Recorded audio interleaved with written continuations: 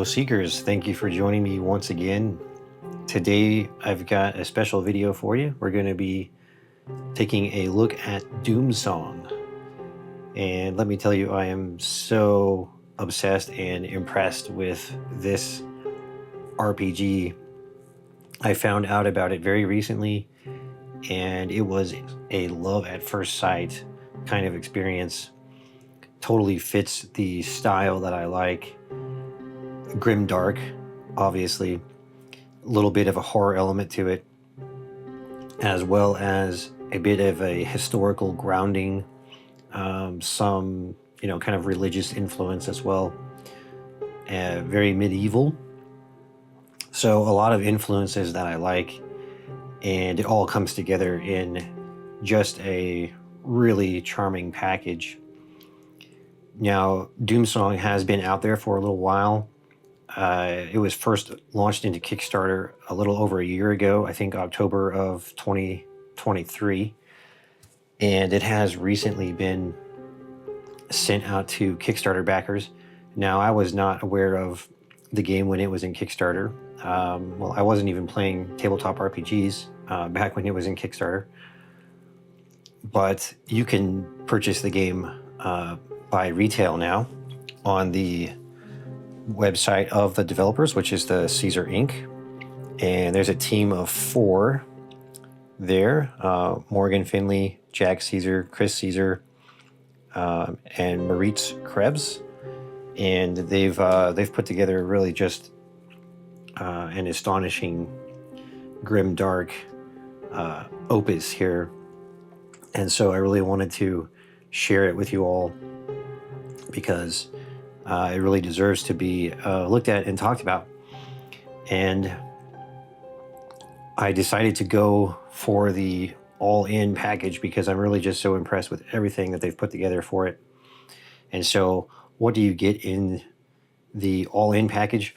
Well, you get the 2 main books, which is the Doomsong core book, and that's got all of your rules and every basic thing that you need to know about the system and the world. And then you also have Lord Have Mercy Upon Us, which is a very hefty campaign book, if you will. And it provides you with a campaign that goes across this entire map, as you can see here. And this is a cloth map that also comes with that bundle.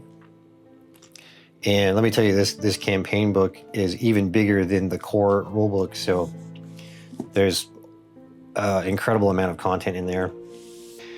And you also get a Doom coin, which is a very hefty metal coin. Very cool look and feel to the coin. And this coin is used in the game. You do need to flip it for quite a few different things in the game. And it's a very cool mechanic. And even though I prefer using dice for resolving the majority of things in tabletop role-playing games, it is always nice when you have kind of an extra mechanic using, say, cards or a coin or any other sort of creative thing. So this is really a nice addition to the game.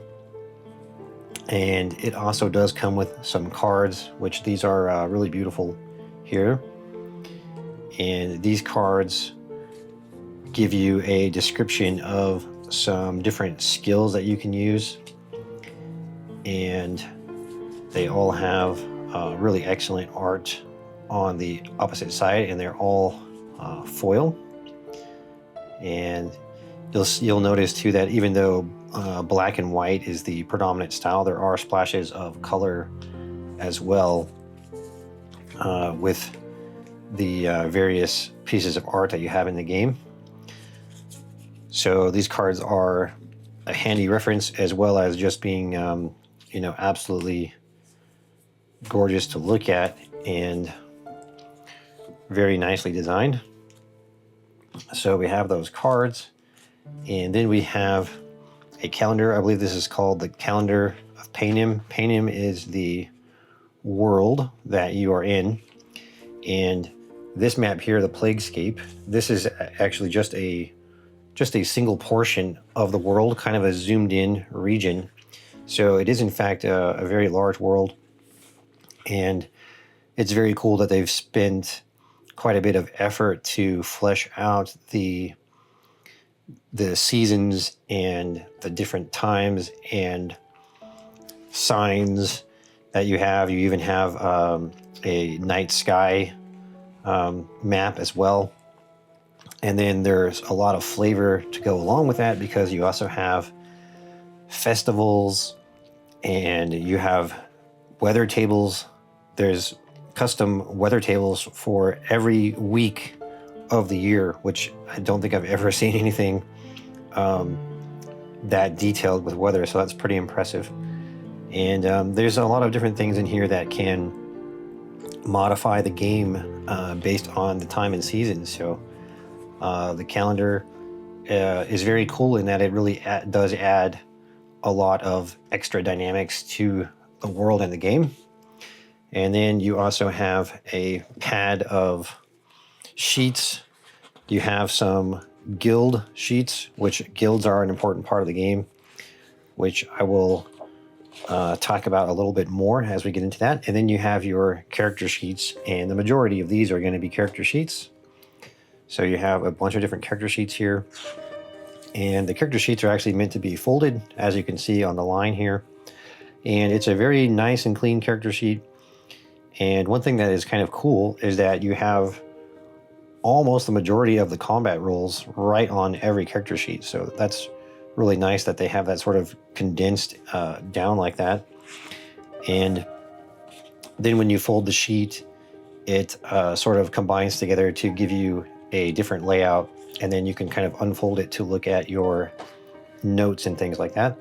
And also the sheet is perforated here, so when you pull the sheet off, it leaves a little stub, because you can see like birth name and player and heresy and death are mirrored here, and so it leaves a stub of that character, so you would actually be able to go back and see the names and players of all the different characters that you have used in this pad here. And it's also on very nice thick sort of cardstock type of paper, so the paper should be resistant to a lot of writing and erasing and things like that. And one other thing that you get besides the map is there is this little Gravediggers Guild, which the Gravediggers Guild is the main guild that is part of the Lord Have Mercy campaign. And if you do order this, be careful to look for this, because I almost didn't see it in the box. There's kind of this sort of like stuffing material in the box. It's almost like straw or something, and it was sort of just buried in there, and I almost didn't even see it. I almost threw it in the trash. So make sure you take a look for that. And there's one other thing, which is actually a miniature of the game's main antagonist, and that is Father Plague. And that came with the original all-in bundle, but the Father Plague mini has been sold out. But due to a little bit of a mix-up, I didn't have Father Plague in my bundle, but I have reached out to Caesar Inc., and they are replied right away, and they're sending me a Father Plague. So thank you so much, Caesar Inc. An excellent service there. So let's get into the game itself. We'll take a look at the core rules here. And so you have this gorgeous tome here, and this is, I think it's around 300 something pages, so it's quite a large book. You've got some nice ribbons here to mark your place, and then what you can see right away, just the beautiful style. In the beginning, the one true God was murdered, and now the last day looms, and the dead walk free. It is your job to put them back in the ground. So that's part of kind of alluding to the Gravediggers Guild, because that's what you're doing. Is in the world, I believe they are saying that because hell is full, so the dead are actually rising and coming back out. And Doomsong is set in Panem, a world on the cusp of a biblical apocalypse. The dead are being turned back at the gates of hell. Heretical gods raise cults against the Church of the Divine Corpse. Vengeful, morrow-hungry monsters hunt priests beneath the Asane moon. Weary guilds struggle to keep it all working. Within this book, you'll find everything you need to run your own roleplay macabre. Entering the crumbling world of Panem and drag your friends through hell.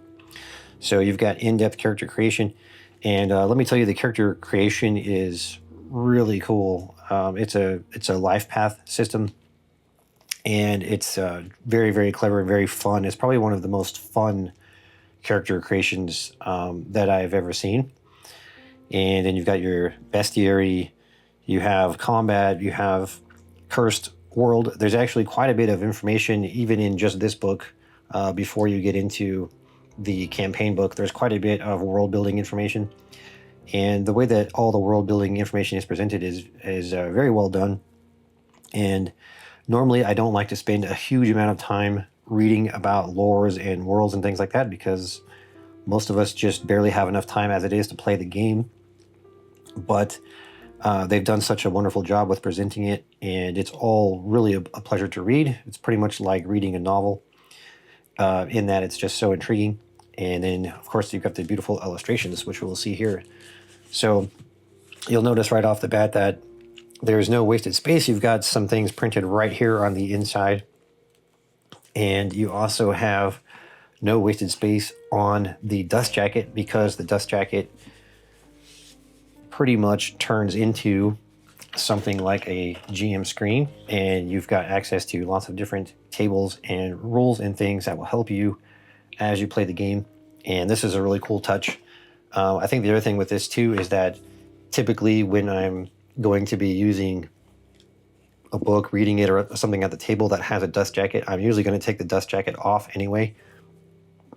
So very clever to put these tables in here, because you're probably going to take the dust jacket off, and now you've got like a little GM screen and these nice tables here. So very cool there.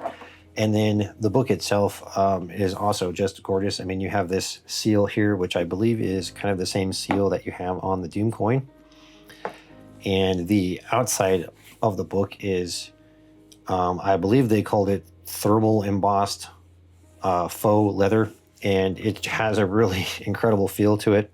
And oh wow, I didn't even see this before. You've got a whole bit of lore here. Let's see what this says. So we commend this body to the ground, returning it to the unspoilt light of the immortal. Do not look back, lost soul. Take this key, carry it through the fields of atonement, through the 7 gates of hell, to the slopes of Mount Empyrean and the immortal throne beyond. What was said is said. What was dead is dead. Stand silent, hold until the last day. So that's really cool. So really just the amount of craft that has gone into the game is pretty astonishing. And you even have a musical bit here. I'm sure you could even play this if you were so inclined to do so, and be kind of interesting to see what it sounds like. But yeah, you start off right away with this just incredible art. I believe it's inspired by a woodblock style is what it's called.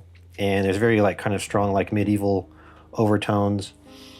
It brings to mind things like Dante's Inferno even. So really, really very, very interesting style. And yeah, a roleplay macabre. And kind of flip through here, talking about setting up the game, talking about how to run the game. And I will certainly be running this game on the channel. Now, we would have to talk about solo potential, because obviously I would be running the game solo. But I would say that as much as I do love solo role-playing, and that's what I spend, all of my time doing, this is a game that definitely would make me want to play with a group, because I think it does lend itself very well to a group, and the group dynamics really look like a lot of fun. Namely the guild, and also the way that characters are generated and everything. It would be a lot of fun to play with a group. So it might be a bit of heresy for me to talk about group playing, traditional group playing, because obviously my channel is a solo role-playing channel. But yeah, it is quite I think you would be missing out if you only played this game solo, but I will certainly be playing the game solo. And for me personally, it's still a lot of fun to play a game solo, even games that are, quote unquote, not meant to be played solo. I'm still definitely going to try it. And they recommend you can have a one shot. You can play a Chronicle, which would be like, I think, just a standard campaign. And then you have Guild Marches, which is going to be your West Marches style. And probably what I would do is I would decide how I'm going to play it solo. And I would probably do something like a one shot, maybe pick a particular quest. And in the campaign book, there is many different quests that you could play. And one of those quests could probably easily be a session or 2 or 3. So yeah, once again, just amazing style. We get into the guilds and characters, and it tells you about how to run a guild, and you can actually create your own guild, which is very cool. And I think the way to see a guild is that it's a little bit like a stronghold, but rather than being focused so much on, say, expanding the stronghold or building structures and things like that, it's more focused on kind of advancing your goals and your missions in the world, and basically building up a good core of guild members. And even if you are playing with a group, the game is structured in such a way that your guild members can also be NPCs. So it's sort of built right in that NPCs and player characters controlled by actual players are working together. And so as a solo player, it does make it a little bit easier when the game is already built around having these sort of like NPCs in there, because it would be easier to adapt that to something where the solo player is controlling multiple characters. And of course, having those other NPCs there to help you as a solo player, that does help you to increase the power of your party and be able to deal with the dangers in the world. So anyway, running a guild, it also kind of provides you with a purpose, because you need to pick a purpose for your guild, and it could be something very deep, like destroy Father Plague, which is kind of the main arching goal of the Lord Have Mercy campaign. But you could also play things in a much more open way, and you could just go for something as simple as recovering, special artifacts, or finding certain sites, or defeating, certain individual enemies, which are detailed in the book. So there's a lot of ways that you could play at. And then it talks about how you create your guild, and it's a very interesting system, because there are many different roles in the guild. So if you're playing with a group of like 4 to 6 players, every person would probably have some special goal, like guild master, quartermaster, record keeper, officers, and each one of those actually has special things that they can do. And in the campaign book, there are even special events that can happen for those different roles, and they also carry different items and gear based on the roles. So it really provides a very interesting structure to the game. All right, and then we get into the characters, and it shows you how to set up your character, everything that you need to know about the character sheet, which is really nice. I really do like to see when games explain the character sheet to you in detail, so that you know that you're doing things by the book or as they were intended. And with something like a character sheet, that's obviously very important. And of course, talking about how you fold it and use it that way. So let's get into a little look at the character creation. Basically, you have many different pages of tables. I believe the character creation alone is something like 30, 40, or even 50 pages long. And that seems like, oh my God, it must take forever to make a character. It must be incredibly complex, but actually it's not. You're really just rolling on a series of tables, and each table is going to bump you over to a different table. Nice list of names right off the bat. I love this. I love always to have names, to have the thematic names provided in the game. That's great. So you can see each one of these. You would roll on the table. You'd follow kind of like a flow chart, and it's going to tell you where you're going to go, and you're going to pick up different traits and abilities and things as you go along. And it's really cool, because you will, not only are you finding out like what class you're going to be or what abilities you have, but you're also finding out, are you privileged? Are you, a peasant? So there's a lot of different things to it. And then also you have the chance, and it's only a chance, it's not guaranteed, but you have a chance of also becoming a witch. And that's a whole different thing, because if you become a witch, then you have a relationship with what the game calls traitor gods, and that's how you get magic. And there's 12 different traitor gods, and every single one of them has their own magical path. So there's really a huge amount of variety there if you ended up becoming a witch. There's a lot of different things to explore there. And there's also a lot of tension that creates within the world as well, because for the most part, I believe their activities are considered heretical. So you're going to be in a more tenuous situation if you are. But anyway, as you can see, there's just a huge number of different classes: watchman, servant, gambler, scribe, and all of them are really interesting, like rat catcher, rake. So it'd be a lot of fun to actually make many different characters and see what you get. And then you've got your different heresies, huntsman, poacher, executioner. I mean, you've got all kinds of stuff in here. And as I said, the character creation just goes on and on and on. These ones that you see here, these like frenzy and stuff, these are actually the traitor gods, and so these are the things that give you magic. So the frenzy would be like a magic path, and you can be a merchant, you can be a scholar, corsair. So it just goes on and on. I mean, you can see there's so many different roles that you could take, both magic and non-magic. And then at the end, you join your guild. And then we get into the rules. And I would say, from my overall look at the rule system, it sort of starts from a kind of simple base. For the most part, you're just simply using a 1d6 for the most part to do your rolls. And then you also are bringing in the Doom coin when you decide to use that. And the Doom coin, of course, is going to be 50-50. And the Doom coin is either going to push your roll higher or it's going to push it lower. And so it's a fairly basic system, but there are quite a lot of things that you can sort of add on top of it based on the situation, based on the different skills that you have.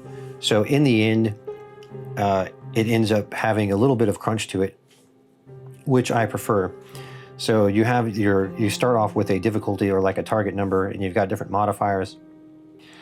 And you apply different modifiers, you make your roll, and you can have basically like an advantage or disadvantage on rolls, which is called focused or hasty or standard. And these are all tied to how much time you have to do things. So you don't just simply have an advantage or disadvantage. It's really based on time. So if you have more time to do something, then you can make a roll that is focused, and that is considered to be at advantage, or that would be like an advantage roll. So, but if you are rushed to do something, then it's going to be hasty.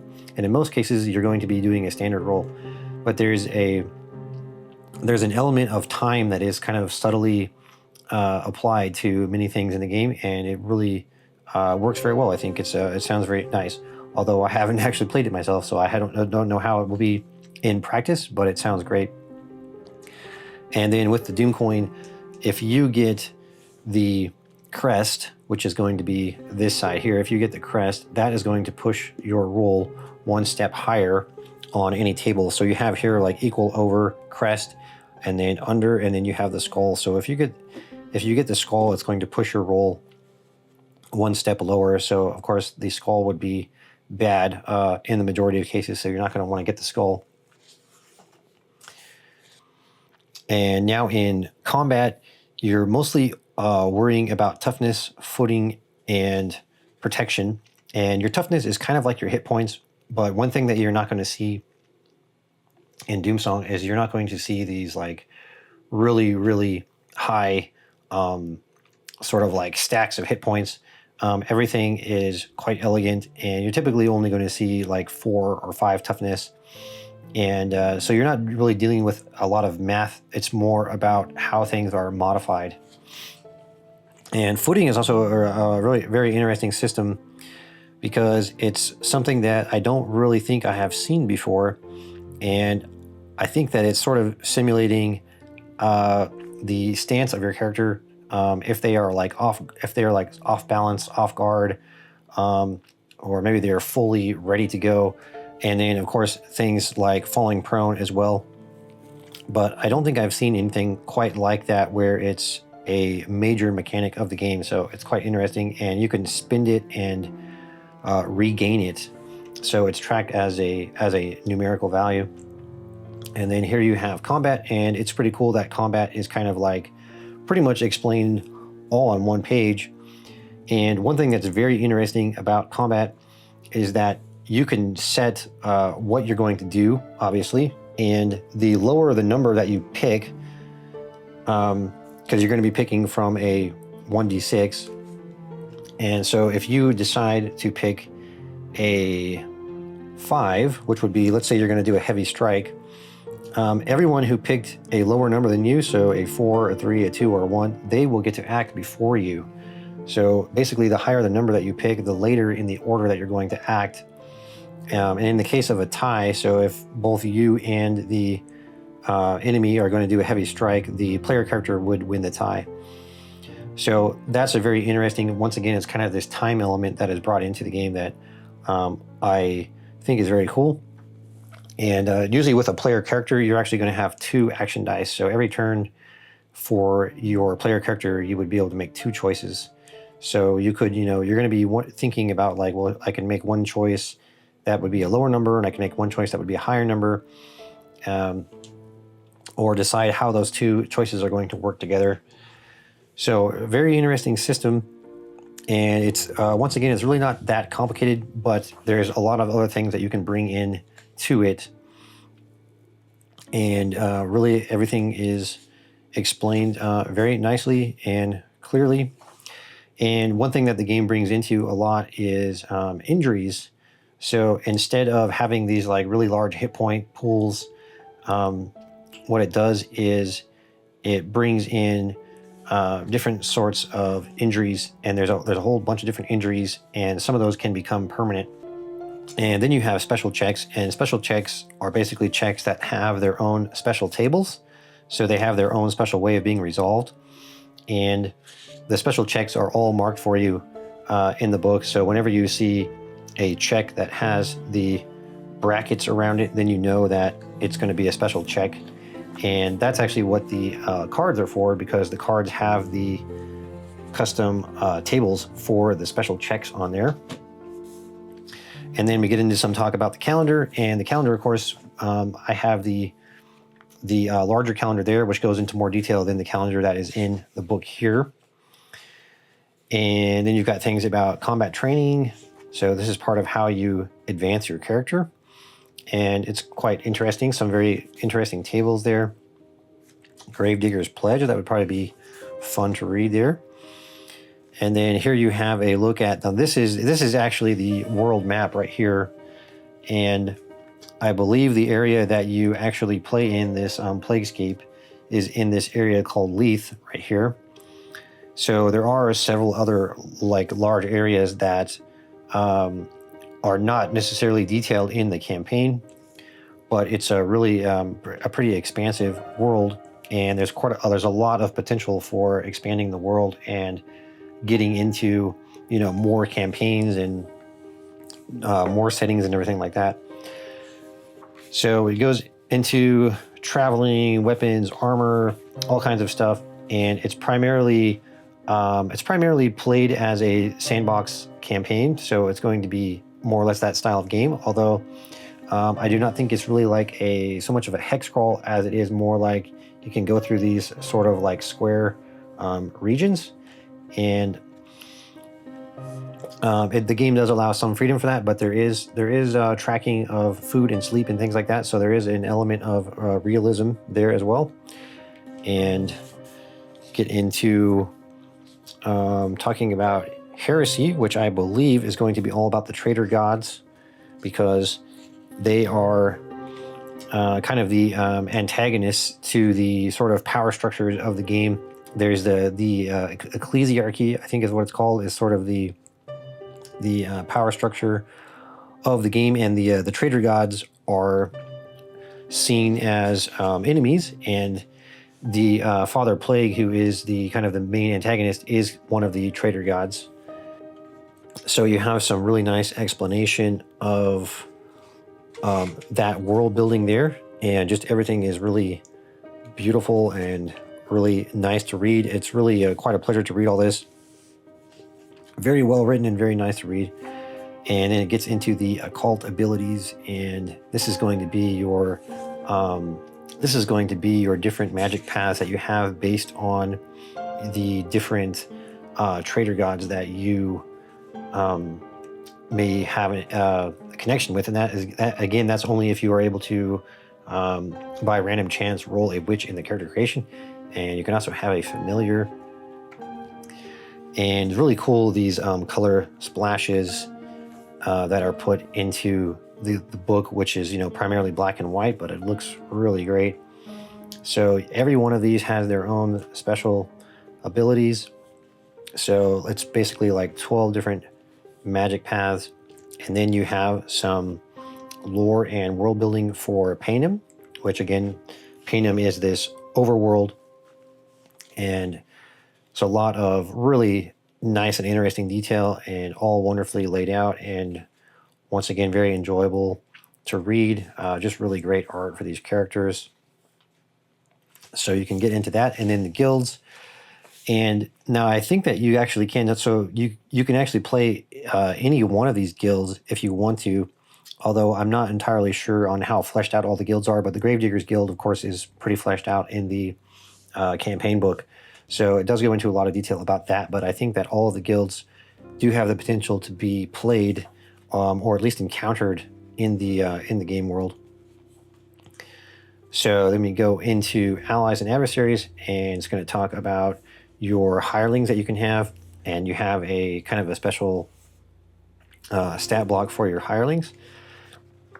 And then you've got, these are different human friends or foes that you may encounter. Very cool stuff. They all have their own sort of special action tables. And this is actually one thing that would help the solo potential of the game. If you are playing as a solo player, it's always a bit of a deal, an ordeal coming up with some kind of AI for the characters.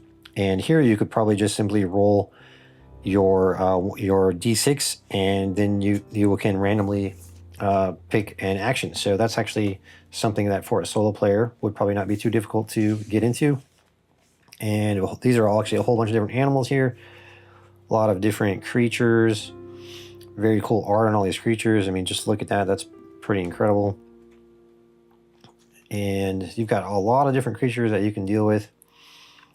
And some of these are even like a whole different like cultures, like Opiri. They have many different things going on with that. And then there's also this whole system of the dead. Every character has a soul, and the soul has a certain path that it goes on. And I'm sure there's some gameplay implications with all of this. It goes in quite a lot of detail there. And we even have some pages on all of the different trees and shrubs and moss and everything that you can find. And then here you have some nice, these are kind of like, this is kind of like an aid for the game master. So for example, if the players were going to roll for a leap or a vault, they were going to do a check for that. It's giving you some consequences. So if the player rolled over, then it was just going to say, okay, you successfully make the jump. But if the player rolled under, then you determine that the risk is too great, and this check is impossible unless circumstances change or you flip the Doom coin. So that's one thing that the game does a lot, is it will push you into flipping the Doom coin. And it's interesting how it does that, because a lot of times you're thinking, well, maybe I don't want to flip the Doom coin because there's a lot of different risk associated with that. But the game will kind of push you into doing that because, like just in this example, something would be considered impassable unless you flip the coin, and then it makes something that would be impossible or impassable possible. So very cool how the Doom coin is used there. And then you even have this nice little sleeve here that can hold some of these little sheets that comes with. I believe these are actually like previews for some different characters that are different enemies that are in the campaign book.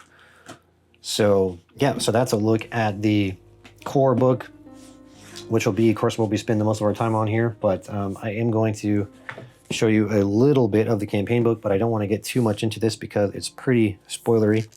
But once again, the campaign book does have this really nice dust jacket that is printed on the inside with a nice map.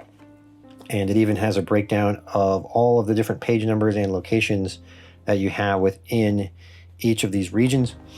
And based on what I've looked at, I've only done a very quick skim over this because I don't want to get too far into it myself. I don't want to spoil too much myself, even though as a solo player you are going to have to spoil some things. But the different regions definitely have quite a lot of variety to them, and some regions are going to be more dangerous than others. So I believe kind of like a starting area would probably be like Adram's Woad, I think, is going to be where you'd probably want to be doing some of your initial questing. And then one thing that's very cool is that the encounter table, so if you come upon random encounters in the different regions, the different regions are in the book, and so those regions actually line up with the encounter table. So the side of the book here actually forms a line across. So if you roll for a random encounter in this forest of Modron, for example, and you roll a 10, then that's going to come across, and it looks like you would be facing a Boltweaver. So it's very cool how it does that, and definitely something that I've never really seen before. So very interesting there. And yeah, so I won't get too far into this book, but it does talk a bit more about how to set up the guild, the Gravediggers Guild, and some suggestions on how you're going to run the game. So it's nice to have all that kind of guidance for you there, and that's something that could potentially help you if you're going to play this as a solo player. Here you have all this information about quests. So this is like all kinds of different quests that you could do. And let's just take a quick look at one of the sort of like simpler quests here. There's a quest called The Last Meal. Let's take a look at that one. So that one you would be going to like the Shrine of the Meal, and there's some things that you would do there.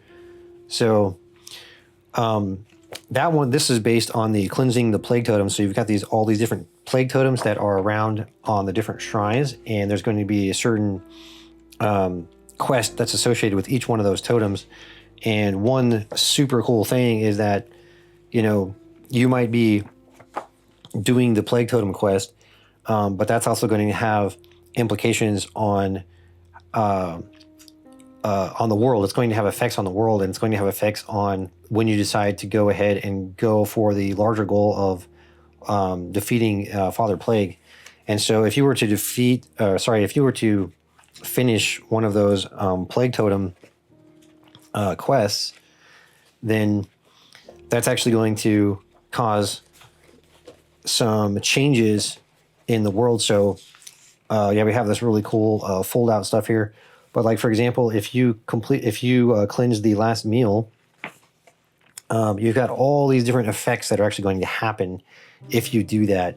And some of these effects actually have, permanent changes to the world that affect the gameplay. And so very, very cool dynamics there. And it's really nice to see stuff like that. And you got lots of really cool characters. So once again, I won't get into this too much because it's all very spoilery, and I myself am trying not to really look into it any more than I really need to be able to run the game. But as you can see, this campaign book is massive and absolutely packed with things to do. And when talking about the solo potential, when you do have